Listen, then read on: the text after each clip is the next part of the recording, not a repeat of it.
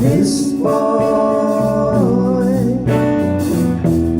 wouldn't mind the pain, will always feel the same. This boy wants you back again.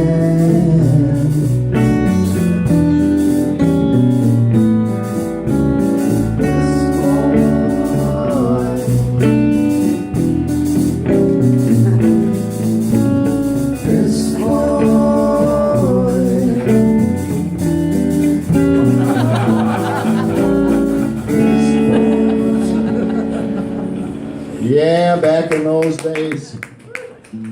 Our idea of a dream was about getting a job on the line at Chrysler. We wanted to make the big union bucks just like our old man.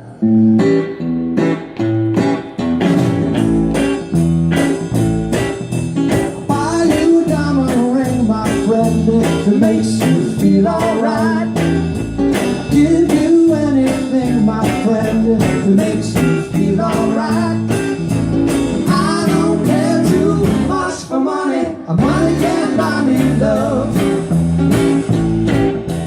Give you all I got to give if you say you love me too. May not have a lot to give, but what I got I'll give to you. I don't care too much for money. Money can't buy me love. Buy me love. Everybody tells me so. Can't buy me love. No, no, no, no. Say you don't need no diamond rings, and I'll be satisfied. Tell me that you want the kind of things the money just can't buy. 'Cause I don't care too much for money. Money can't buy me love. Buy me love. Love can't buy me love.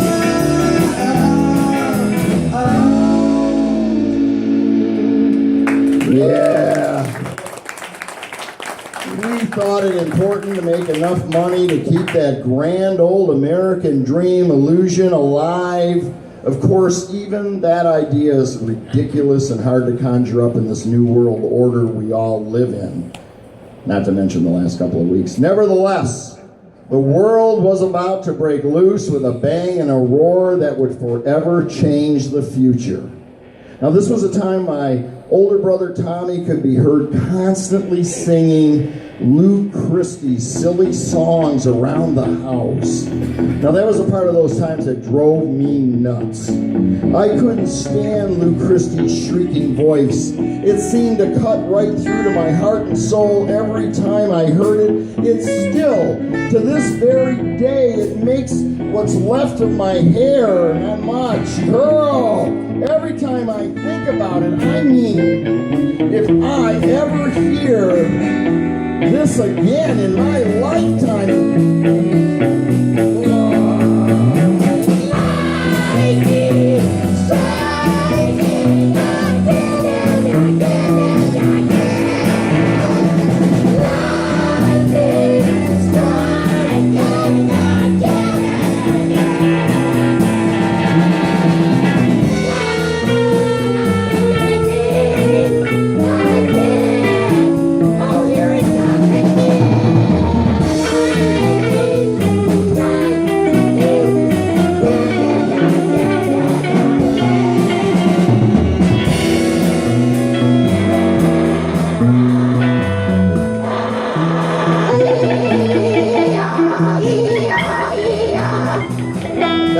Before Yoko.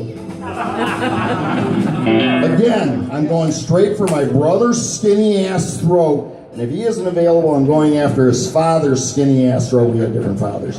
For taking part and helping to create that kid's screechy voice. And in my insanity, or I should say my temperamental fantasy, I might strangle our mother for birthing the boy with that skinny ass throat.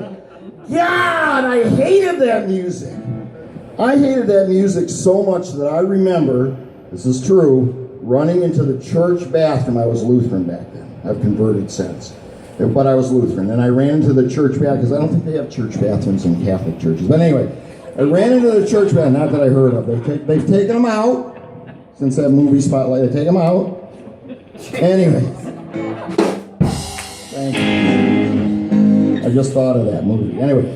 I was praying to God. I would go into the church bathroom. I'd fall down on my knees. And I would ask God to send the world some new music. And I remember thinking, I really did then, that the church bathroom was probably the closest place I could get to God to ask him a question that I'm sure the pastor would never condone, outright anyway. She came up through the bathroom window, protected by a silver spoon.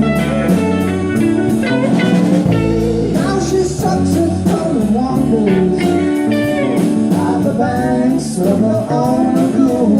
Didn't anybody tell her? Come on, you can sing that. Didn't anybody see? Some days on the phone to Monday, Tuesdays on the phone to me. Oh yeah. Said she'd always been a dancer, worked at 16 clubs a day. Though she thought I knew the answer, well I knew, but I could not say. So I quit the police department, found myself a stage job. Though she tried her best to help me, she could steal, but she could not rob. Did anybody tell her? Did anybody see? Some days on the phone to Monday, Tuesdays on the phone to me. Oh yeah. Oh, thank you. You know, I found myself doing that a lot back then, not running to the bathroom. That's what I do now. And I can see by this audience in the bookstore, not you, Daniel, you will know. We got him with a catheter right now because he drinks so much water in the daytime. Look at they're filming him. And normally, you might be doing a show like this. Robert, don't be so smug. You know what I'm talking about. So, and Tim too, he definitely knows. Sometimes we'll be doing a show, and all of a sudden I turn around to look for the drums, and Lou's gone. It's like this. But he could do late night shows. There's just no libraries open late night. But anyway, I digress. So I found myself doing that a lot back then, asking for new music, not running into the bathroom. Well, I was a pretty gullible kid, I guess. One who was ready to take a person at his word. So when good old Pastor Shem in the Lutheran Church, I hope he's dead so he doesn't sue me now, announced once during a Sunday school lesson that The Lord giveth and the Lord taketh away. those are the only words he could ever say. I was right on top of that, and you thought Catholics had it bad. I was right on top of that, believing that would take everything into account, from a red sunburned neck to new music. Never seemed to work with the damn sunburns, but I remained highly optimistic. Anyway, my brother kept up with this Lou Christie stuff, and I kept up with my praying. The times were right for something in a positive mode to take place, especially after our popular young President John F. Kennedy had just been assassinated. The morale was not what you would call high, not in my neighborhood anyway. Despite this, I was young and my world was alive with possibilities. It was still normal back then, and some of you might relate to this, to have something as simple as two parents. And I had boundless energy, and I loved a lot of things, except Lou Christie. I remember how back then it was okay to watch a lot of television. Of course, they only had 5 channels, not 190 like they do today. And whoever thought you'd have to pay to watch a freaking TV? The back TV at that. Rim shot? I do that to make sure he's still there. It also used to be really cool to start smoking at 11 or 12. God, I only had 1 or 2 years to wait. This poor kid here. He's already 14. Missed the window. Yeah, missed the window. Can't do it now. My grandmother who raised me bought me a carton of cigarettes for my 16th birthday. This is how different. And she said, now give me a pack. Because she went up to Revco and bought it. Anyway, I digress. And do you remember Revco? No, that's not in the story. And do you remember Captain Jolly? Come on, let me hear it. Is this an audience? All right, I don't have anything to say about him. Now, that was a fine character for kids to look up to. An old, bearded, toothless sailor. In the town where I was born, lived a man who sailed the sea, and he told us of his life in a land, a submarine, and so we sailed into the sun till we found the sea green.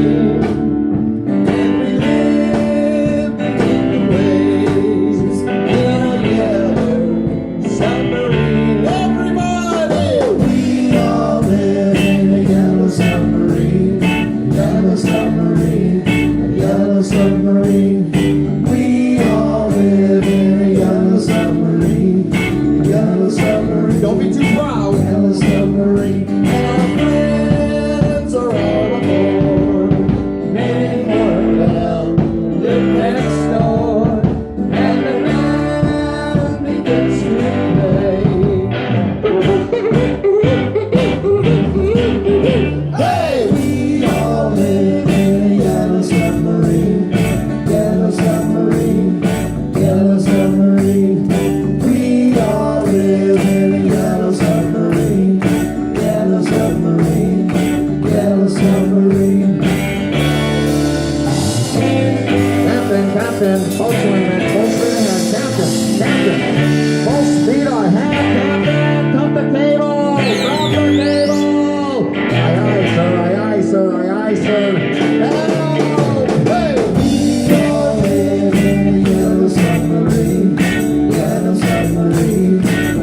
Submarine. We all live in a yellow submarine. Yellow submarine. Yellow submarine. We all live in a yellow submarine. Yellow submarine. Yellow submarine. We all live in a yellow submarine. I mean, folks, really, what do kids have to look up to nowadays? SpongeBob, an Xbox, Instagram, a freaking selfie stick. WTF? What does that mean? Where's the food? So you got a 14-year-old. Where's the food? There's a food. Where's the food? Yeah, I know. We don't want to do. Where's this father at? We don't want to damage the youngster. What the hell is a sponge wearing pants for? And how are you going to have a BFF named Patrick that's a starfish? Ah! Is that any weirder than a jolly old toothless captain? Well, maybe. Maybe none of that stuff is so bad anyway, but this was also a time when it was cool to play baseball all day long in vacant lots. A time when the overpopulated Merino boys, the tough guy bastards over on Lake Boulevard, didn't stand a half a chance to ever be cool, still not, or ever play baseball with us. And hey, how about the Schwinn Stingray bike? You remember those? Beautiful. All right. They're worth like, $18,000 now. But anyway, now for those who aren't as familiar or have forgotten because of age, that was a bike of the future. We didn't know that then. That was a bike of the future. White banana seat, high-rise handlebars, and a sissy bar right in the back. Wow, what a bike! Now, on that kind of a bike, you could do a wheelie. Imagine a damn wheelie right there in front of your parents. Always good to scare the shit out of them. Good for a laugh. I don't wait to do it in the road.